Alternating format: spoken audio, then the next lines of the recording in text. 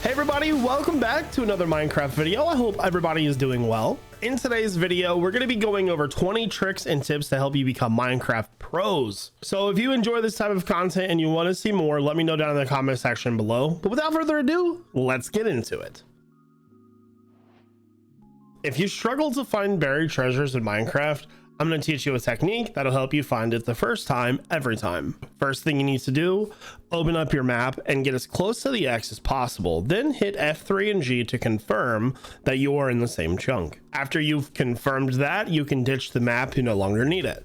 From there, hit F3 and go to subchunk coordinates 9 and 9. I will highlight these on the screen. When you are at 9 and 9, feel free to dig down and you'll find your treasure first time, every time. Subchunk coordinates 9 and 9. Next up, I'm going to show you how to find the stronghold using the same method that we use to find the buried treasure. Once we get into the area of where we think the stronghold is going to be, I'm going to throw an Eye of Ender. This is going to give me a rough line of blocks to place. This is just going to be a guide of where I'm going to eventually dig down. Once you have your line of blocks placed, go to the opposite side and do the same thing. This is going to tell us the chunk where the stronghold sits. This is going to give us the entrance of the stronghold. We now have our lines placed. We can hit F3 and G. We see that they crossed inside of the chunk that we are standing in. So using F3, using those same subchunk coordinates, we are going to go to 4 and 4. From there, we'll dig straight down.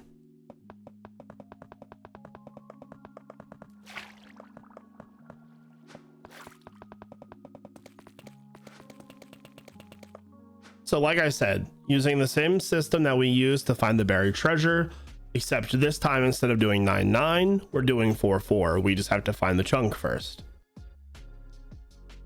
Next up, if you don't have a diamond pickaxe or obsidian, I'm going to teach you how to speed portal to get to the nether. First thing you need to do, find yourself a lava pool that has a span of blocks at least 4 long. From there, in your center blocks, place a block down. Either side works. Now we want to place water off of that block like so. Feel free to break that and then mine out your bottom blocks. Collect some lava and fill in the bottom. This is the bottom of your portal. From there, pillar up 3 blocks and out 1, just like so. Then 2 blocks there and then break out your back block. Collect your water, place it at the top corner. Now, build your portal. Just like so. Very simple. Light your portal, go through. Here's a sped up version of that.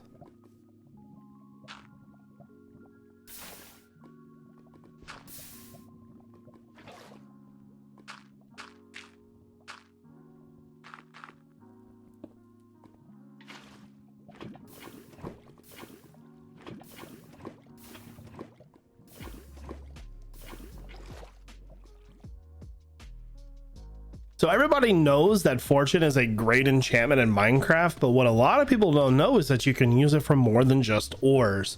Things like melon and any of the village crops like carrots and potatoes and beets, but also things like sweet berries and glowstone and netherwort. Pretty cool fact. A lot of times when I see players come into the end, they make temporary structures to get themselves ender pearls and never use them again. Well, if you have a little bit of extra TNT, there's a much faster way. First thing I want you to do is dig a 3x2 by 2 deep hole. Once you have your hole dug, pillar up 3 blocks and then start aggroing endermen to fall in.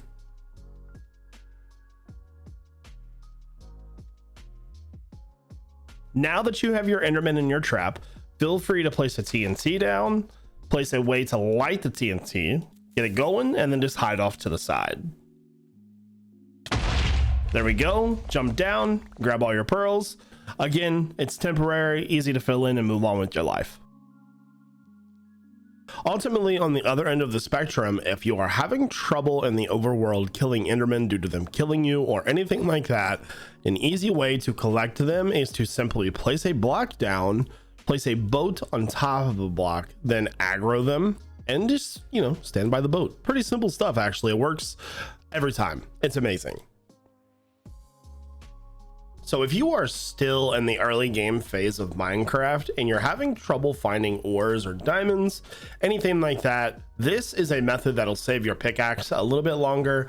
It is a tiny bit less effective, but nonetheless, it will save you a lot of trouble in the end. So place a trap door down on the second block and then hit it. Then walk up to it, hit it again, and now you can one tall mine. So you'll be able to find diamonds a little bit easier if you go down to level 55 to 58, and then you'll be able to progress to the game a little bit faster while using a little less durability in that early game phase when you don't have a lot of XP to repair. So while you're down in the caves doing your one tall mining, sometimes it's going to take you a little while to find stuff. A good tip for finding anything really is to go to your options, go to music and sounds, and turn subtitles on. This is going to tell you when blocks are broken and there's footsteps, but it's also going to tell you when there's lava nearby. So it'll give you an arrow basically pointing to the lava. This will also tell you things like mob sounds, for example. So there's a lot of different ways to really help you in the caves to find stuff, and you know, having a guide to tell you where lava is extremely helpful. So if you are still in that early game phase of Minecraft and you happen to get lost a lot, an easy way to save your chords is to hit F3, then hit T to chat, and then type your chords into chat just like so. That will keep it into the game as long as you don't save and quit. But alternatively, if you want to keep a screenshot of your chords, hit F3 and then hit F2. That'll keep it permanently. Then whenever you want to access that coordinates, you can go to options, resource packs, open folder. That will take you basically to the Minecraft directory where you can find the screenshots folder very easily to access those chords. If you are going to be raiding an ocean monument in your world, there's a very easy way to kill the Elder Guardians without having to waste a lot of potions and going into the front door and spending all the time exploring inside of there. There are 3 spots for the Elder Guardians, the first of which is in the very top, which a lot of people know of. You can find your first Guardian there. But the other 2 locations are very, very easy to access as well. The first being on the left side, and the second being on the right side, right over here. He's in there as well. So as you can see, all 3 of our guardians are very accessible. Now, one other tip is break these holes open before you go in there. Don't fight one, then go do another one. Break all 3, then fight all 3. You'll have a much better time. Once you have killed the Elder Guardians and your monument and you're ready to collect the gold, rather than exploring to find the gold, there's a very simple method to do this. So I have marked 4 spots on this monument, and to find the gold, all you want to do is just pick a spot. It doesn't matter which one, you can pick at random, place a door down, then fall into the spot, mine down. If you don't see dark prismarine, feel free to move away. So do it again. And this time we found it. So there we go. You can get the gold within a few seconds. And even if you don't even kill the guardians, you can simply grab the gold and go. Once you have finished raiding your monument and you used your sponge, you're ready to dry them off. Rather than putting them in a furnace and wasting your fuel, simply come to the nether, because sponges dry instantly here and you can save a lot of coal or whatever you're using to smelt with. Now, don't forget when you come to the nether to bring a hoe. This is going to make your life a lot easier when harvesting these. You can actually, if you have enchants, harvest these automatically, like speed mining as well, so keep that in mind. With the new terrain, a lot of people go exploring. Now, one thing that you're going to often come across are these huge cave openings. And a lot of times you're either going to forget to bring a bucket of water, or you just don't really feel comfortable jumping in there. There's a much easier way, don't worry. All you got to do is make yourself a boat. Place it down, get inside the boat, hit F5, and then just jump down. You won't take any fall damage and you can get into the cave very easily. Very simple stuff, and it's literally one of my favorite things to do. Now, on the topic of falling, a lot of people struggle with shifting over the void to get their first elytra, myself included. I get really nervous. A very simple way to combat that is to simply go to your options, go to controls, go to sneak, and change it to toggle. This is going to hold sneak for you and you'll never fall. So then you can just simply bridge across, no problem. You can hang out on the edge if you want. You're not gonna fall. Don't worry about it. You're good to go. Go get that elytra. One thing I see people do a lot in nether fortresses is they struggle to find wither skeletons and other mobs that they're looking for.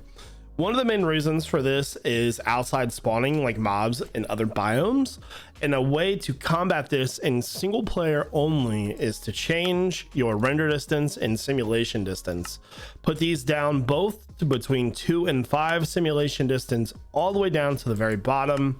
Go ahead and, put it on the difficulty that you need, and the mobs will only spawn in the radius at which you can see, helping you get mobs spawn in front of you rather than in other locations. It's helpful. It's not the best thing in the world, but it's definitely something that will improve your spawning. Let's say that you are ready to start moving villagers. Everybody knows this is a huge pain, but it's actually quite simple. To do so, all you need to do is have a bed and a bell. Place the bed down and place the bell down. Before you ring this bell though, make sure that you break all the other beds in the village. Once you've done that, you can ring the bell, and all of the villagers that are nearby and can see the bed will automatically track to it, making your life a lot easier. And even further so, you can string beds along to move villagers to each bed. It makes your life so much easier. So alternatively, speaking on villagers, if you have started a new world and you found a village and you want to capture your villagers so they don't die, it can be frustrating to block them in. So what I recommend doing is actually just waiting till nighttime, because the villagers will then track to beds and it'll make your life a lot easier to capture the villagers that are in your world. So let's say you've beaten the dragon and you're ready to get your first elytra. You managed to find yourself an end city, but you come up to this sketchy bridge and you got a shulker box right there. Shulker sitting there ready to hit you the second that you bridge over there. Well, I'm going to help you out a lot, because all you need is one ender pearl. All I want you to do is stand on the platform, try to get as close to the edge as possible where you're comfortable, aim at the tower, and just go up like 10 blocks above. It's almost impossible to overthrow this. You would have to do some sort of magic. Throw the pearl and you're pretty much good to go. You're going to land right on the platform. Like I said, it's almost impossible to overthrow. Just make sure that you throw far enough above to land on the platform. Otherwise, you're good to go. Now go fly. So if you decide not to get an elytra, which is totally understandable, you can also use a trident with Riptide Travel, and it's quite fun, to be honest with you. So the difference between the levels of Riptide just means the difference in the travel. So if I have Riptide 3, I will go the furthest. All you need to do is have water and you can move.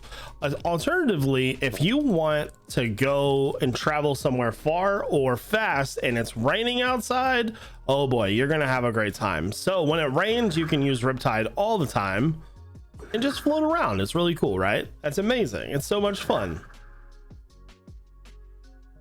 For my final tip, I'm going to show you guys how to beat the Wither incredibly easy without using any type of bedrock. So to start, I found myself a cave and I'm going to just dig myself a tunnel about 30 blocks long. At the end of your tunnel, dig yourself out a 3x3 hole at 4 tall. This is where we're going to spawn the Wither. Once you have your tunnel and your hole for spawning dug out, feel free to spawn the Wither in. Once you get him in, feel free to back up about 15 blocks and then charge your bow for him to explode. Once he explodes, you need to shoot him immediately. So as you are shooting, he's going to be losing his life and coming towards you. And if he gets too close, all you got to do is back up. There we go. So now our Wither is in sword attack mode. Again, if he gets too close, I'm just going to back up, but pretty simple, right? Very, very easy. Requires 0 bedrock and just a tunnel and a little tiny hole. So I hope that you guys enjoyed the 20 tips and tricks to help you become Minecraft Pro. If you guys enjoy this type of content and you want to see more, let me know down in the comment section below. Also, out of the 20, let me know which you knew and which you didn't know. Hopefully I helped you some. If not, I will try harder to find some more obscure stuff next time. Anyways, if you enjoyed, make sure you hit the like button, and I hope you guys all have a great day. I'll see you in the next Hermitcraft episode. This is iJevin. Peace out, everybody.